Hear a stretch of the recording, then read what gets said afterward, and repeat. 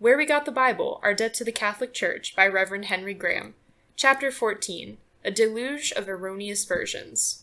Following Tyndale's example, others continued the work of issuing English printed Bibles, and so in the reign of Henry VIII we have to face quite a deluge of them.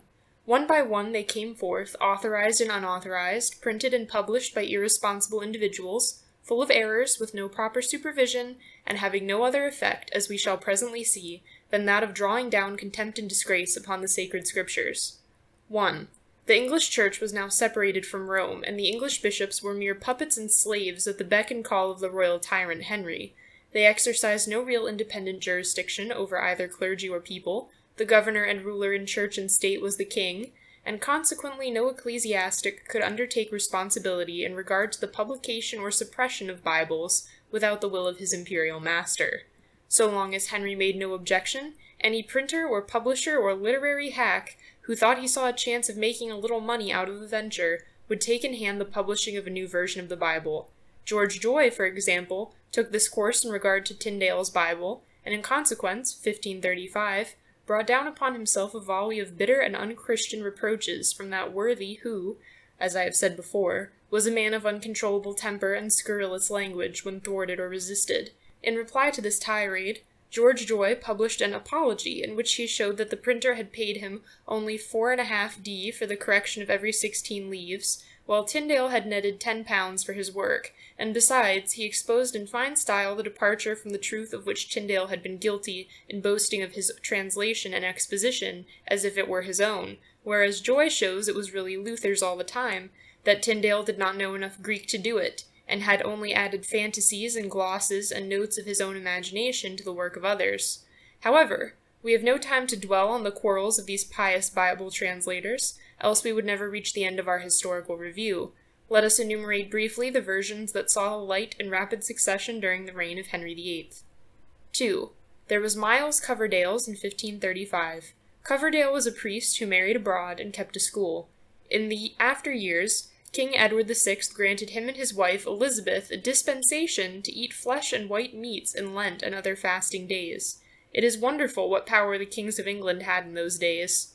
In 1537 appeared Matthew's or Roger's Bible, which was a mixture of Tyndale's and Coverdale's, and this has the distinction of being the first that Henry authorized to be used by the people at large. Matthew or Rogers, for he assumed different names for Bible-selling purposes, was, like Coverdale, a renegade priest, and had married, and we are not surprised to find that some of his notes on the gospel were indecent, and others consisted of abuse of the church, her clergy, and her doctrines. 2 years later, 1539, a man, Taverner, produced another version of the Bible. He was a layman, but a preacher notwithstanding, who had saved his skin by recanting his opinions. And the same year appeared a version that was to hold the field for popularity for the next 20 years, the Great Bible, sometimes called Cranmer's, from the preface written by that accommodating prelate. It was Cromwell, Thomas, not Oliver, of course, who engineered it, and Coverdale who supervised its progress. The printing of it was begun in France, but when the work was half finished, the Inquisitor General very properly stepped in and confiscated the presses and types. If England was going to the dogs through anti-papal Bibles, he saw no reason why France should do the same. However, it was completed and published in London in 1539, and, like previous versions, contained fulsome flattery of Henry VIII, concerning whom our Lord is represented as saying, "I have found a man after my own heart who shall fulfill all my will." This volume was by royal proclamation ordered to be put up in every church in England, and Bonner, Bishop of London, Bloody Bonner, who is held up as the most determined enemy of Bible reading, set up at his own expense 6 beautiful copies of this book at various convenient places in St. Paul's Cathedral. Unfortunately, so much ill-feeling, disturbance, contention, and irreverence was the result of this unrestrained scripture reading that he was compelled to threaten their removal. The license to read and judge, each one for himself, of the sense and meaning of the Word of God produced, as we said before, most lamentable effects, and led to the utter degradation of the sacred volume.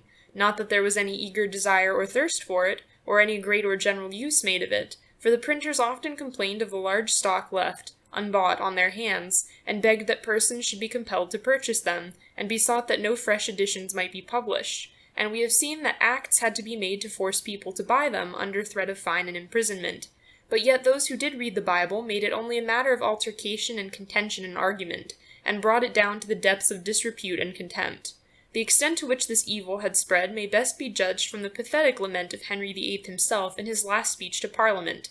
I am extremely sorry to find how much the word of God is abused, with how little reverence it is mentioned, how people squabble about the sense, how it is turned into wretched rhymes sung and jangled in every alehouse and tavern, and all this in a false construction and counter-meaning to the inspired writers. I am sorry to perceive the readers of the Bible discover so little of it in their practice, for I am sure charity was never in a more languishing condition, virtue never at a lower ebb, nor God himself less honored or worse served in Christendom. There is no ambiguity about these words, and when we remember that the same sentiments are expressed in the writings and speeches of many of the reformers themselves, who complain of the licentiousness of the masses since the abolition of popery, and remember, too, how Henry VIII was constrained to seize and burn Tyndale's and Coverdale's and other versions of the Bible, and to forbid the reading of any version at all to large classes of his subjects. In the face of all this, who will fail to see the sinful folly of the policy of the English schismatics of that day? And who will deny that the Catholic Church showed consummate wisdom, holy prudence, and the truest reverence for God's word in withholding her version till a more convenient season? 3. But are we finished with the Protestant versions yet? Far from it.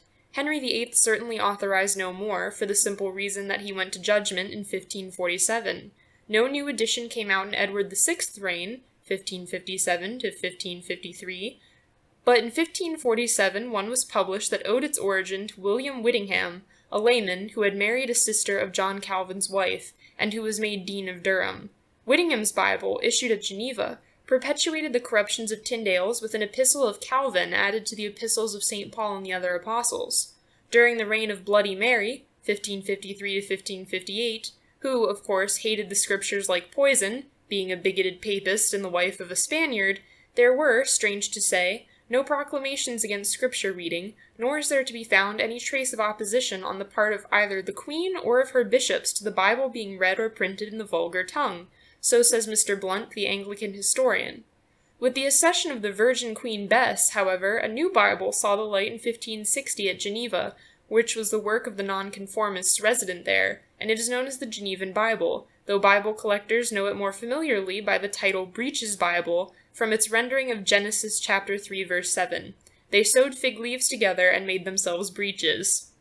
It was certainly the most popular that had yet appeared among Protestants, partly because of its undeniable scholarship and accuracy, and partly because of its notes on the margin, which were fiercely Calvinistic. Take an example. Revelation chapter 9 verse 3. Here the note runs, "Locusts are false teachers, heretics, and worldly subtle prelates, with monks, friars, cardinals, patriarchs, archbishops, bishops, doctors, bachelors, masters, which forsake Christ to maintain false doctrine. Nobody worth speaking about is missed out here." The Puritan soldiers used to carry about with them a little book made up of quotations from the notes of this Calvinistic version. It seems also to have suited the Scottish taste of the period, for it was the first edition printed in Scotland.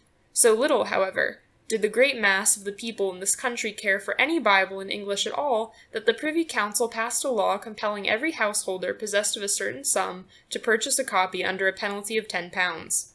The magistrates and town council of Edinburgh also did their best to force the sale of the volume, and searchers went from house to house throughout this unhappy land to see if it had been bought. But, in spite of all the pressure, we find from the Privy Council records that many householders preferred to incur the pains and penalties to purchasing the Bible. The old dodge was then adopted in regard to the Genevan version that had done service with previous Protestant copies. The dodge, namely, of issuing the very same book, with the same errors and identical notes, but under a new title page, so as to deceive the unwary into believing it was a fresh edition.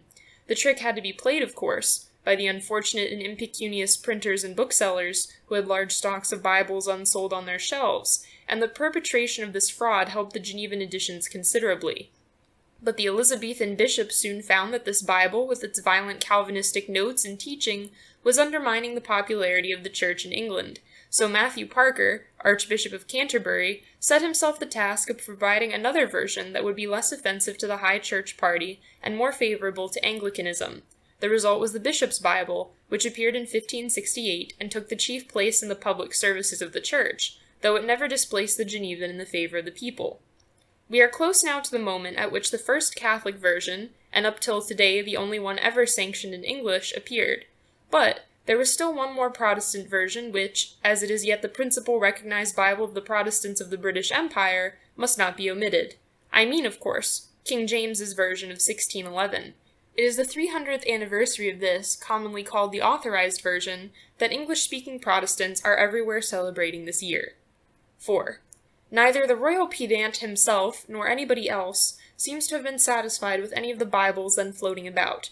Dr. Reynolds, the Puritan leader, moved His Majesty there might be a new translation of the Bible, because those which were allowed in the reign of Henry VIII and Edward VI were corrupt, and not answerable to the truths of the original.